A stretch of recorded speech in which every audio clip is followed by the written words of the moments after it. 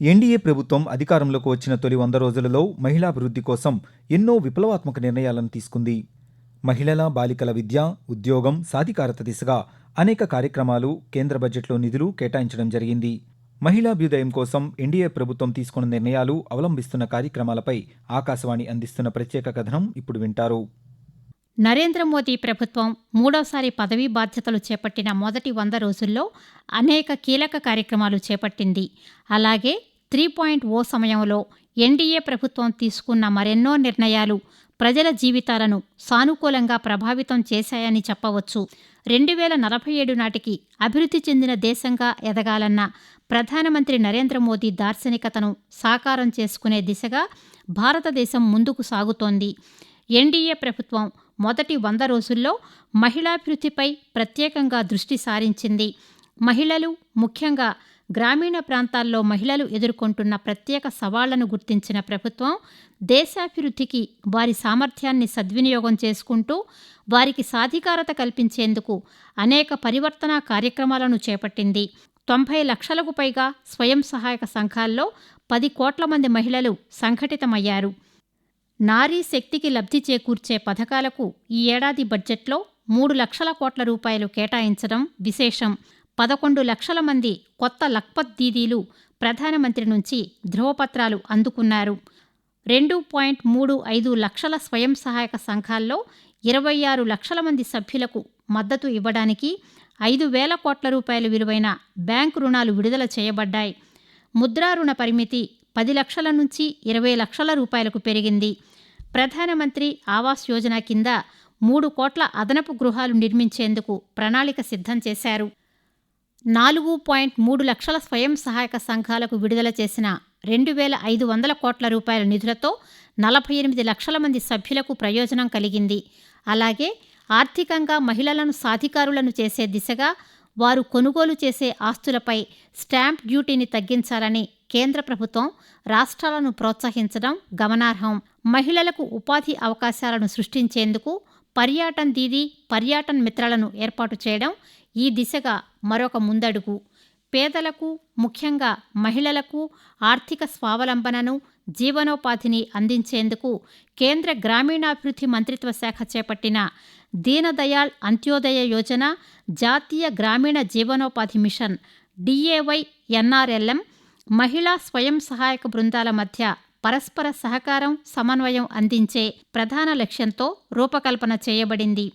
ఈ మిషన్ విజయవంతంగా 10.03 కోట్ల మంది మహిళలను 92.06 లక్షలకు పైగా స్వయం సహాయక బృందాలుగా సమీకరించింది. దేశమంతటా మహిళలకు ఆర్థిక చేయూత, డిజిటల్ అక్షరాస్యత, స్థిరమైన జీవనోపాధి, సామాజిక అభివృద్ధి అందించేందుకు మహిళా స్వయం సహాయక బృందాలు సోపానాలుగా పనిచేస్తాయి. జీవనోపాధి అభివృద్ధికి సమగ్ర విధానాన్ని రూపొందించడం ద్వారా DAY-NRLM దేశాభివృద్ధికి గణనీయంగా దోహదపడడంతో పాటు మహిళలు పేదరికం నుండి విముక్తి పొందే దిశగా సాధికారత కల్పించింది.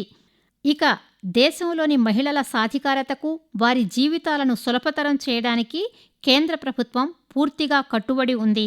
మహిళల అభ్యున్నతి కోసం ప్రభుత్వం నిరంతరంగా కృషి చేస్తోంది. మహిళల సంక్షేమానికి ఎన్డీఏ ప్రభుత్వం ప్రారంభించిన లఖ్పత్ దీదీ యోజన ద్వారా మహిళలు పారిశ్రామికవేత్తలుగా స్వయం సమృద్ధి సాధించి ₹1,00,000 అంతకంటే ఎక్కువగా వార్షిక ఆదాయాన్ని ఆర్జిస్తున్నారు.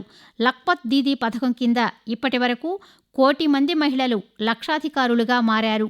దేశవ్యాప్తంగా మహిళల సాధికారతకు ఈ పథకం అద్భుతమైన వేదిక. ఆగస్టు 25న మహారాష్ట్రలోని జల్గాంలో జరిగిన లఖ్పత్ దీదీ సమ్మేళనంలో ప్రధానమంత్రి నరేంద్ర మోదీ పాల్గొని తమ ప్రభుత్వం మూడోసారి పదవీ బాధ్యతలు చేపట్టిన తర్వాత లఖ్పత్ దీదీలుగా మారిన 11 లక్షల మంది మహిళలకు ధృవీకరణ పత్రాలు అందజేశారు. లఖ్పత్ దీదీ పథకం అనేది కేవలం స్త్రీల ఆదాయాన్ని పెంచే కార్యక్రమం మాత్రమే కాదు, మొత్తం కుటుంబానికి, రాబోయే తరాలకు కూడా సాధికారత కల్పించడమే ప్రధాన లక్ష్యంగా రూపొందించబడింది. ఈ సందర్భంగా ప్రధానమంత్రి నరేంద్ర మోదీ మాట్లాడుతూ దేశ భవిష్యత్తును, సమాజాన్ని నిర్మించేందుకు భారత మాతృశక్తి చాలా దోహదం చేసిందని అన్నారు. అభివృద్ధి చెందిన దేశంగా మారేందుకు భారత్ ప్రయత్నిస్తున్న ప్రస్తుత తరుణంలో మన నారీ శక్తి మరోసారి ముందు వరుసలో నిలుస్తోందని, మహిళలపై భారాన్ని తగ్గిస్తానని తాను ప్రతిజ్ఞ చేశానని, మహిళల ప్రయోజనాల కోసం ఎన్నో నిర్ణయాలు తీసుకున్నామని పేర్కొన్నారు. దేశవ్యాప్తంగా లక్షల సంఖ్యలో ఉన్న మహిళా స్వయం సహాయక సంఘాలకు 6,000 కోట్ల రూపాయలకు పైగా మొత్తాన్ని పంపిణీ చేశామని తెలిపారు. ఈ నిధులు ఎంతోమంది మహిళలు లక్షాధికారులుగా మారేందుకు ప్రేరణనిస్తాయని ఆయన అన్నారు. లఖ్పత్ దీదీ యోజన కింద ఇప్పటికే 1 కోటి మంది మహిళలు లఖ్పత్ దీదీలుగా ఆర్థిక స్వాతంత్ర్యం సాధించారని, రాబోయే సంవత్సరాల్లో 3 కోట్ల మంది మహిళలను లఖ్పత్ దీదీలుగా మార్చాలని లక్ష్యంగా పెట్టుకున్నామని ప్రధానమంత్రి పేర్కొన్నారు. मैंने देश की 2 करोड़ बहनों को लखपति बनाने की गारंटी दी थी. बीते वर्षों में जब मैंने हिसाब किताब लगाना शुरू किया तो मुझे प्राथमिक जो जानकारी मिली है, अब तक हम 1 करोड़ बहनें लखपति दीदी बन चुकी है. हमारे देश में सेल्फ हेल्प ग्रुप में काम करने वाली 1 करोड़ बहनें जब लखपति दीदी बनती है ना, तो नीचे धरती कितनी बदल जाती है दोस्तों. अब इस बजट में हमने लखपति दीदी बनाने के लक्ष्य को और बढ़ा दिया है. अब 2 करोड़ के बजाय 3 करोड़ बहनों को लखपति दीदी बनाया जाएगा. ఈ ఉద్యమాన్ని మరింత ముందుకు తీసుకువెళ్లే ఉద్దేశంతో ప్రధానమంత్రి 2,500 కోట్ల రూపాయల రివాల్వింగ్ ఫండ్ను విడుదల చేసి 4.3 లక్షల మహిళా స్వయం సహాయక సంఘాలకు చెందిన 48 లక్షల మంది సభ్యులకు లబ్ధి చేకూర్చారు. మరోవైపు 5,000 కోట్ల రూపాయల విలువైన బ్యాంకు రుణాలు పంపిణీ చేశారు. దీంతో 2,35,000 స్వయం సహాయక సంఘాల్లోని 25.8 లక్షల మంది సభ్యులకు ప్రయోజనం చేకూరుతుంది. ఈ ఆర్థిక వనరులు మహిళల నేతృత్వంలోని స్వయం సహాయక సంఘాల కార్యకలాపాలు విస్తరించడానికి, వారి జీవనోపాధిని మెరుగుపరచడానికి, గ్రామీణ ప్రాంతాల్లో శాశ్వత ఆర్థిక వృద్ధిని సృష్టించడానికి అవసరమైన సహాయాన్ని అందిస్తాయి. కేంద్ర ఆర్థిక మంత్రి నిర్మలా సీతారామన్ సమర్పించిన 2024-25 సాధారణ బడ్జెట్ భారతదేశ అభివృద్ధిలో నారీ శక్తి కీలక పాత్రను స్పష్టం చేసింది. మహిళా సంక్షేమం, సాధికారత కోసం వివిధ మంత్రిత్వ శాఖలకు 3.3 లక్షల కోట్ల రూపాయలు బడ్జెట్లో కేటాయించబడ్డాయి. వివిధ రంగాల్లో మహిళలను శక్తివంతం చేయడానికి అనేక ఇతర కీలక కార్యక్రమాలు ప్రవేశపెట్టబడ్డాయి. ఉద్యోగం చేస్తున్న, ఉపాధి పొందుతున్న మహిళల సౌలభ్యం కోసం ప్రభుత్వం పరిశ్రమల సహకారంతో వర్కింగ్ ఉమెన్ హాస్టళ్లను ఏర్పాటు చేయడం, అలాగే వారి పిల్లల సంరక్షణకు సంరక్షణ కేంద్రాలను అంటే క్రెచ్లు ఏర్పాటు చేయడం వంటివి. ఇది శిశు సంరక్షణకు భరోసా ఇస్తూనే మహిళలు పనిచేయడానికి సురక్షితమైన, అనుకూలమైన వాతావరణాన్ని అందిస్తుంది.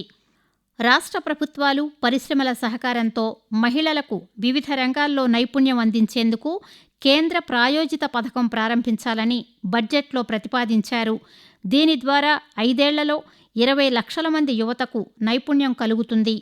మరోవైపు గతంలో రుణాలను విజయవంతంగా తిరిగి చెల్లించిన మహిళా పారిశ్రామికవేత్తలకు ముద్రా రుణాల పరిమితి 10 లక్షల రూపాయల నుంచి 20 లక్షల రూపాయలకు పెంచాలని నిర్ణయించడం జరిగింది.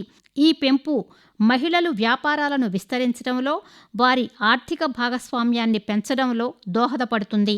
మహిళా పారిశ్రామికవేత్తలు, కళాకారులు, స్వయం సహాయక సంఘ సమూహాలకు మద్దతు ఇవ్వడానికి స్టాండప్ ఇండియా, జాతీయ జీవనోపాధి మిషన్, పీఎం విశ్వకర్మ వంటి పథకాలు విస్తరించాలని బడ్జెట్లో ప్రస్తావించారు. అధిక స్టాంప్ డ్యూటీ రేట్లను మధ్యస్థంగా ఉండేటట్లు కేంద్ర ప్రభుత్వం రాష్ట్రాలను ప్రోత్సహించాలని 2024 బడ్జెట్లో సూచించడం జరిగింది. మహిళలు కొనుగోలు చేసిన ఆస్తులపై సుంకాన్ని మరింత తగ్గించే అంశాన్ని పరిశీలించాలని కూడా ప్రస్తావించడం ముదావహం.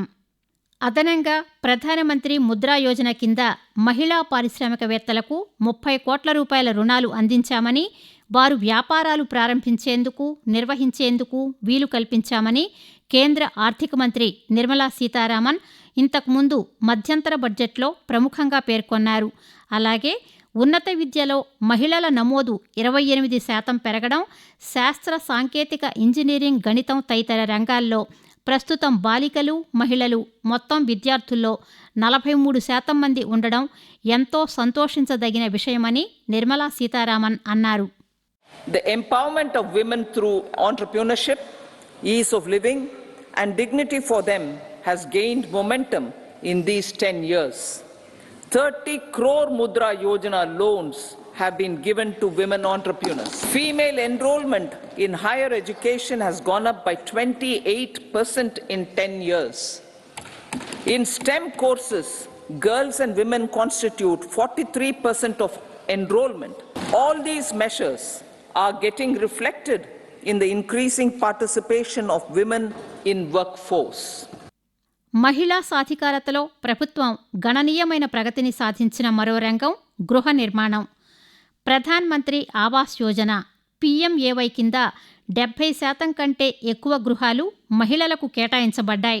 స్త్రీలను, ముఖ్యంగా ఆర్థికంగా బలహీన వర్గాలు, తక్కువ ఆదాయ వర్గాలకు చెందిన వారిని గృహ యజమానులు లేదా సహ యజమానులుగా చేయడం ప్రధాన్ మంత్రి ఆవాస్ యోజన ముఖ్య ఉద్దేశం.